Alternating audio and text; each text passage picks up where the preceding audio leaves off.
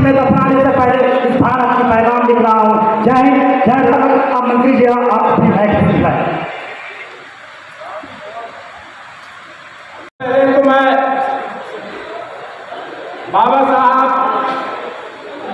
भीमराव अम्बेडकर जी के चरणों में श्रद्धा सुमन अर्पित करते हुए और हम लोगों के बीच में भारतीय राष्ट्रीय कांग्रेस अनुसूचित जात अनुसूचित जनजात प्रकोष्ठ के राष्ट्रीय अध्यक्ष पूर्व मंत्री माननीय राजेंद्र प्रसाद गौतम जी हम लोगों के बीच में है।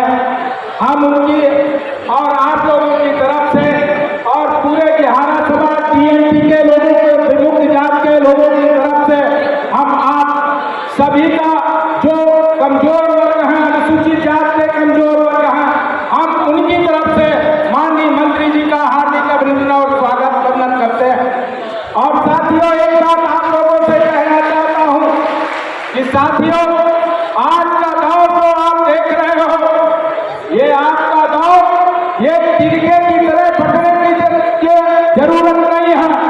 आपको आज इकट्ठा होने की जरूरत है और इकट्ठा होकर के माननीय राजेंद्र गौतम के हाथों को मजबूत करने की जरूरत है। अगर इनके हाथों को मजबूत कर दिया, इनको मजबूत कर दिया, तो निश्चित रूप से राहुल गांधी के हाथों को मजबूत हो गए और प्रियंका गांधी के हाथ मजबूत हो गए। और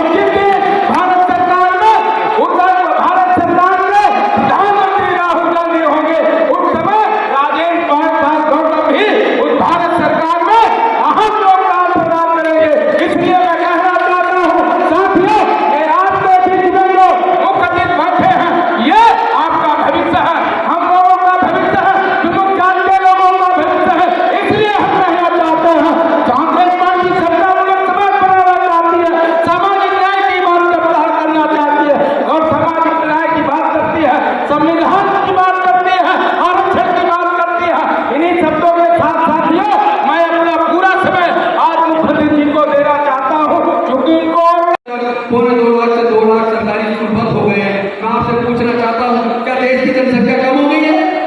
जब देश की जनसंख्या बढ़ी है तो स्कूल बढ़ने चाहिए थे, लेकिन प्राइवेट स्कूल बढ़ रहे हैं, सरकारी स्कूल घट रहे हैं। एक वो जमाना था जब कांग्रेस ने तय किया था कि ये दलितों के बच्चे पढ़ने दूर क्यों नहीं जाते, लड़कियां पढ़ने क्यों नहीं जाती, क्योंकि हर गाँव में स्कूल नहीं था, दूर दराज पैदल चल के जाना पड़ता था, कहीं कहीं बीच में नदियां पड़ती थी, नाले पड़ते थे, बच्चे पढ़ाई छोड़ देते थे।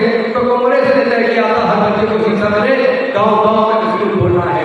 तो गाँव-गाँव में स्कूल खुले, लोग पढ़ने लगे, डॉक्टर इंजीनियर साइंटिस्ट प्रोफेसर बनने लगे, वकील बनने लगे, और जब पढ़ने लगे तो पढ़ने से क्या आ गया, ज्ञान आ गया, तो अच्छे को लेकर आ गया, अच्छे को लेकर आ गया तो सरकार से और सांसदों से विधायकों से मंत्रियों से सवाल पूछना आ गया। सरकार को सवाल पूछना पसंद नहीं है, इसलिए नहीं चाहते कि आपके बच्चे पढ़े, इसलिए वो सरकारी स्कूलों को धीरे धीरे बंद कर रहे हैं और शिक्षा को इतना महंगा कर रहे हैं कि पैसे के अभाव में आपको बच्चे पढ़ाई छोड़ दे। आज लड़ाई बहुत कठिन है, इतनी आसान लड़ाई नहीं है, लेकिन हमारे तमाम दलित पिछड़े वर्ग के लोगों को, आदिवासियों को, हमारे माइनॉरिटी के लोगों को, सबको एकजुट होना पड़ेगा। केवल अपने लिए नहीं, इस देश को बचाने की जिम्मेदारी आपके हमारे कंधे पर है। हमें अपने बच्चों के भविष्य को भी बनाना है, अन्यथा हमारे बच्चे जो हजारों साल से गुलाम थे, जिनको आजाद कराने के लिए डॉक्टर बाबा साहब अम्बेडकर ने कुर्बानी दी है, वो बच्चे दोबारा से गुलाम बन जाएंगे। लेकिन हमने संकल्प लिया है कि हम अपने समाज को, अपने बच्चों को दोबारा से गुलाम बनने नहीं देंगे। इसके लिए कुर्बानी देनी पड़ेगी, वो कुर्बानी देंगे, लेकिन हम करने वाले नहीं। कुछ लोग कह रहे हैं सरकार कैसे करोगे, कुछ लोग कह रहे हैं कैसे करोगे, एक फलानी पार्टी, एक डिग्री पार्टी, दलित समाज बट रहा है, बहुजन समाज बट रहा है, तो मैं कह दूं जब विकल्प नहीं होगा तो वो बढ़ेगा, और विकल्प निकल गया। राहुल गांधी जी जननायक न्याय योजना ने तय कर दिया, उन्होंने, मैंने जो पूछा था कि आपने हृदय परिवर्तन हुआ है क्या, पहले तो आप कभी सामाजिक न्याय की बात नहीं करते थे, पहले तो कभी जाति न्याय की बात नहीं करते थे, पहले तो जिसकी जितनी उसका इतना की बात नहीं करते थे, तो ये अचानक क्या परिवर्तन आपके अंदर आ गया। तो जानते उनका जवाब क्या था, मैंने उनको पूछा राजनीति के लिए वोट पाने के लिए कर रहे हो या कोई दूसरा कारण है, तो जानते उन्होंने क्या कहा, उन्होंने कहा जिस घर में मैं पैदा हुआ हूँ उस घर में 3 दिन प्रधानमंत्री हुए हैं, मुझे उतनी जमीनी हकीकत समाज की नहीं पता थी जितनी पिछले 2 साल के अंदर जब मैंने 4000 किलोमीटर मजदूरों से मिला, किसानों से मिला, महिलाओं से मिला। हमेशा संघर्ष करते आते हैं। तो जब तक वो ग्रंथ नहीं बना था, संविधान नहीं बना था, तब तक हजारों साल तक अत्याचार होते रहे, दुर्व्यवहार होता रहा। लेकिन ग्रंथ बनने के बाद राजनीतिक रूप से तो हमें, कानूनी रूप से तो हमें सुरक्षा मिल गई, लेकिन समाज में बदलाव हम नहीं कर पाए।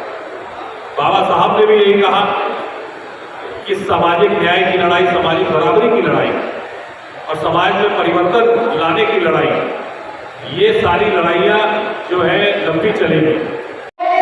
और आज के साथ पूरे